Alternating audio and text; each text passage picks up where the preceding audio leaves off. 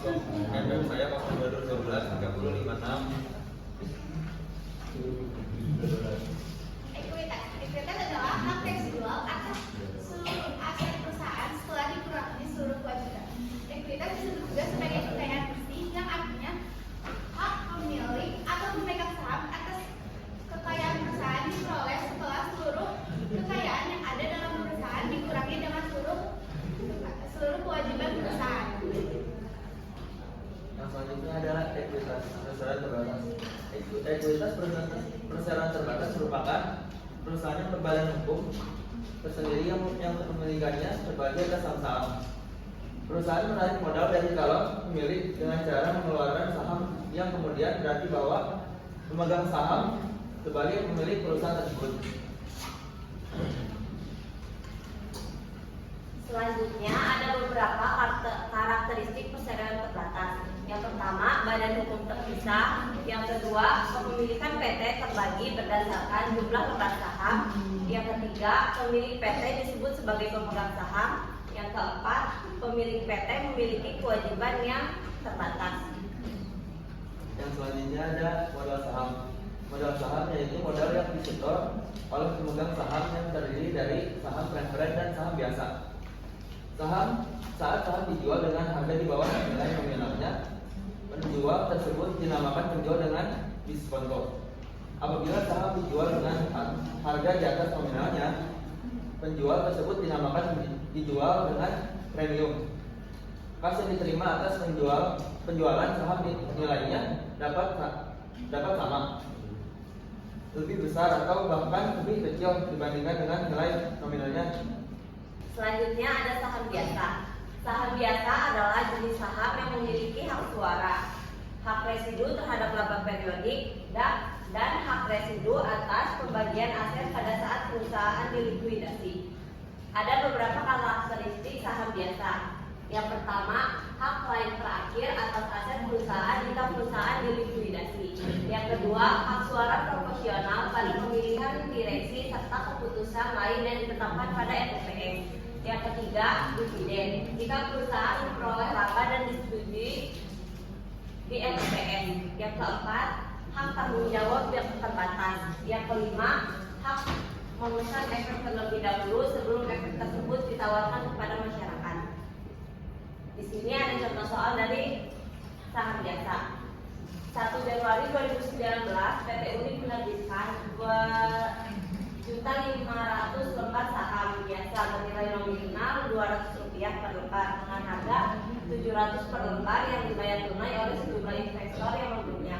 Buatlah jurnal saat penerbitan saham beserta perhitungannya. Penerbitannya itu kan tanggal 1 Januari 2019.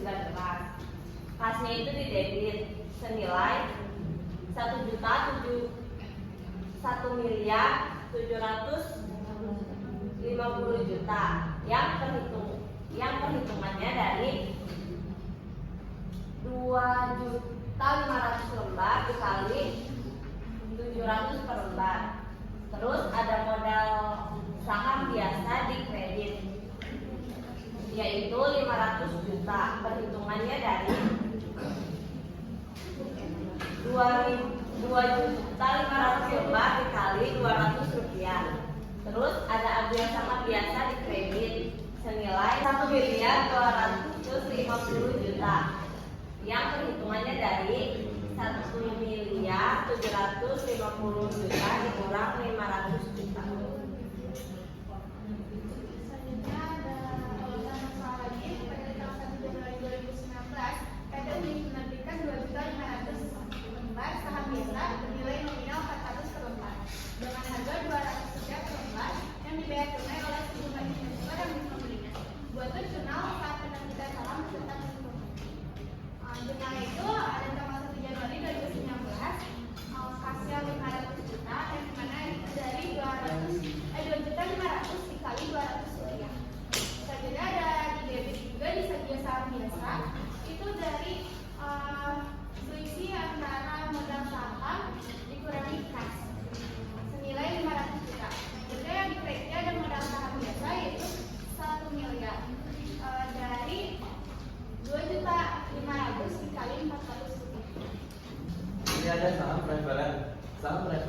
jenis saham yang memiliki hak prioritas terhadap laba yang diperoleh secara periodik dan prioritas terhadap aset pada saat dilikuidasi, tetapi tidak memiliki hak suara.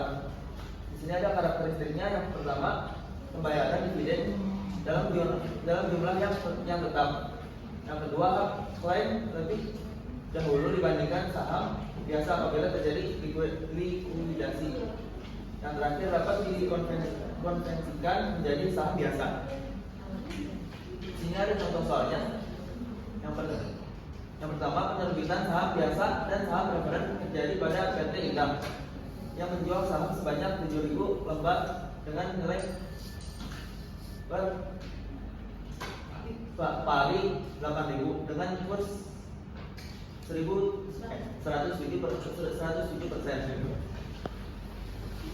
Buatlah jurnal penjualan saham preferen beserta perhitungannya. Di sini ada jurnalnya. Di kas di debit sebesar 59.920.000. Di debit ini ada saham preferen sebesar 56 juta. Terus ada agio saham preferen 3.920.000. Terus di sini ada perhitungannya. Di kas itu 7.000 dikali 8.000 dikali 107%. Saham preferen 7.000 dikali 8.000. Terus ada agio saham preferen 59.920.000 dikurang 56 juta. Terus di sini ada laba ditahan. Saldo laba berasal dari hasil operasi perusahaan.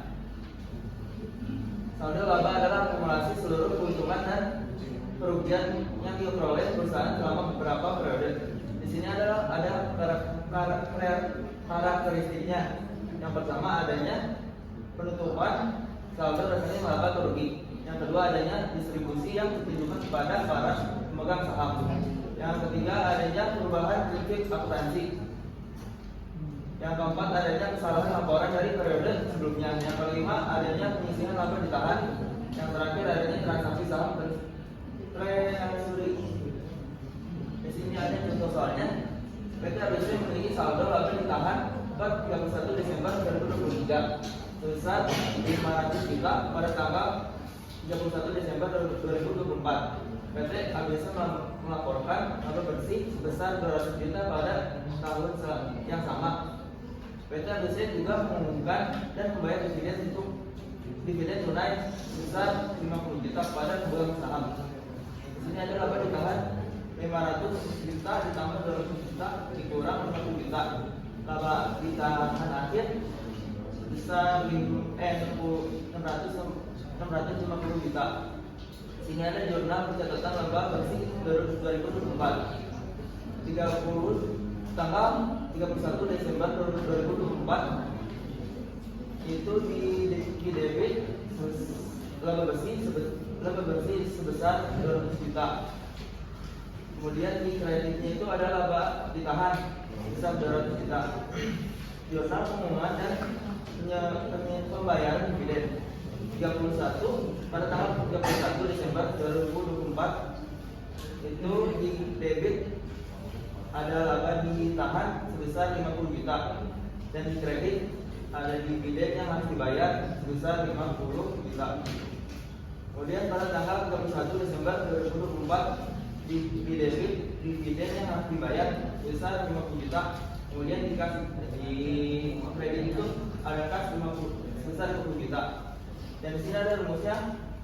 Laba ditahan sama dengan laba ditahan awal plus ditambah laba bersih dikurang dividen. Selanjutnya ada dividen. Dividen merupakan distribusi laba kepada pemegang investasi ekuitas sesuai proporsi kepemilikan. Dividen juga merupakan hak pemegang saham, namun manajemen perusahaan tidak berkewajiban untuk membagikan dividen.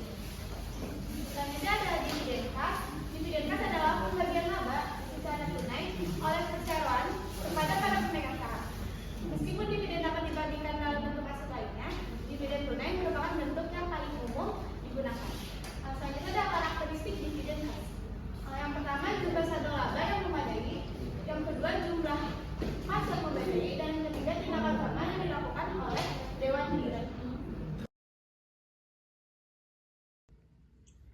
Selanjutnya dilanjutkan dengan Zoom mengenai contoh soal dividen kas. Pada 17 Januari 2020, PT Unik mengumumkan dividen tunai sebagai berikut. Saham preferan. Nilai nominal Rp14.000 sebanyak 7.000 lembar saham. Dividen per lembar sahamnya 9.500. Total dividennya 7.000 dikali 9.500 hasilnya 66.500. Selanjutnya saham biasa. Nilai nominalnya Rp11.000 sebanyak 22.000 dengan dividen per lembar sahamnya 4.000. Total dari dividennya 22.000 dikali 4.000 hasilnya 88 juta. Total seluruh dividennya yaitu 154.500. Lalu tanggal pencatatan terjadi tanggal 31 Januari 2020 dan pengumuman serta pembayaran dilakukan tanggal 28 Februari 2020. Pengumuman jurnal yang terkait itu jurnal saat pencatatan dividen yaitu 31 Januari 2020, laba ditahan pada debit 154.500 dan utang dividen di kredit 154.500. Selanjutnya ada jurnal saat pengumuman dan pembayaran dividen. Pada tanggal 28 Februari 2020, dividen kasnya di debit 50 juta, utang dividennya di kredit 50 juta. Lalu tanggal 28 Februari 2020 lagi ada utang dividen di debit 50 juta dan kas 50 juta di kredit. Selanjutnya di sini ada dividen saham.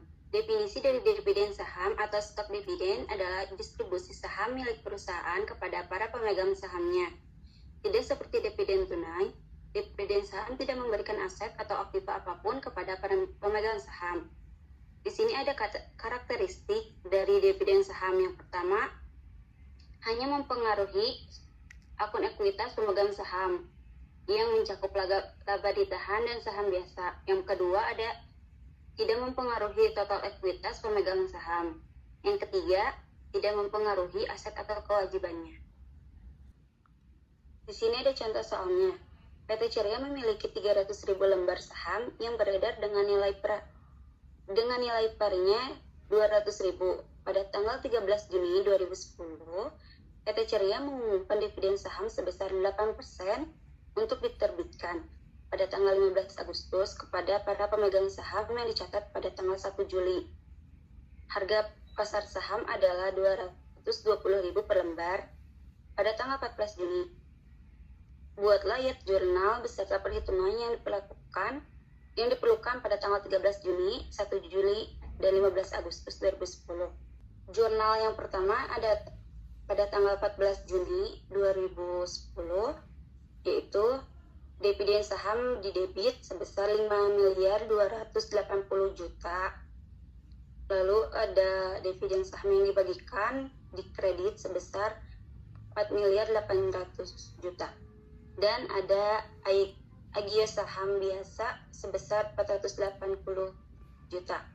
Lalu pada tanggal 1 Juli tidak ada ayat jurnal yang perlu dibuat, dan jurnal pada tanggal 15 Agustus yaitu dividen saham yang dibagikan di debit sebesar 4.800 juta dan saham biasa pada kredit sebesar 4.800 juta. Perhitungannya, yang pertama dividen saham 300.000 dikali 80% dikali 220.000. Lalu dividen saham yang dibagikannya 24.000 dikali 200.000, dan perhitungan agio saham biasanya itu 5.280 juta dikurangi 4.800 juta. Perkenalkan, nama saya Dina Alamsyah, MPN 022 123 151. Ingin bertanya di slide laba ditahan di bagian soal. Di sini kan ada laporan laba ditahan dari 500 juta itu ditambah sama 200 juta dikurangi 500 juta. Karena hasilnya kan kalau ditahan akhirnya 50. Itu sebagai apa ya laporannya? Ini nggak ada jurnalnya. Terima kasih. Oke, saya akan menjawab pertanyaan dari Jonathan. Di laba ditahan kan ada 650 juta rupiah. Kenapa tidak ada jurnalnya? Kan kami ini dapat sumbernya dari buku ya. Nah terus tuh di buku tuh kan sama ada kayak gininya. Jadinya kita ngikutin formatnya, cuman kita ganti angkanya. Jadinya kalau ditahan akhirnya itu kayaknya cuma untuk transaksi di perusahaan, kayak transaksi di perusahaannya aja, memang nggak ada jurnalnya. Soalnya ini dari sumber di bukunya kayak gini. Perkenalkan, nama saya Aminul Yusuf dari kelompok 1 NPM 022123074. Ingin bertanya, kan sini ada contoh soal ya yang dividen kas. Coba kakak coba.